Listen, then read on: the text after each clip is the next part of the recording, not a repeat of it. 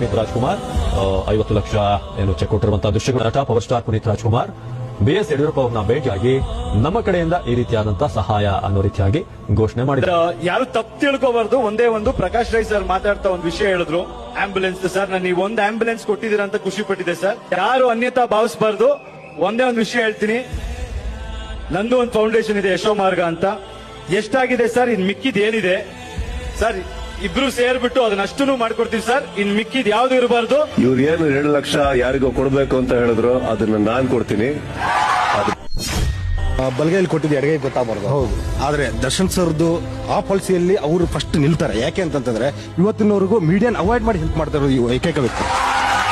ಈಗ ಅವ್ರದ್ದೇನೋ ಒಂದು ಕಷ್ಟ ಇರುತ್ತೆ, ನಾವು ಅವ್ರಿಗೆ ಸಹಾಯ ಮಾಡ್ತಿದ್ದೆ ಅಂದ್ಬಿಟ್ಟು 4 ಜನದ ಮುಂದೆ ಅವ್ರನ್ನ ಅವಮಾನ ಮಾಡಕ್ ಚೆನ್ನಾಗಿದೆ. ಎಲ್ಲರೂ ಮನ ಮರ್ಯಾದೆಗೆ ಎದುರ್ತಾರೆ ಸರ್. ನೀವು 4 ಜನದ ಮುಂದೆ ಎಲ್ಲೋ ಯಾರಿಗೋ ಒಂದು ಮುಜುಗರ ಇದ್ದೇ ಇರುತ್ತೆ ಅಲ್ಲಿ, ತಗೋಬೇಕಾ ಇವ್ರು ಹಿಂಗೆಲ್ಲ ಕೊಡ್ತಾರ ಅಂತ.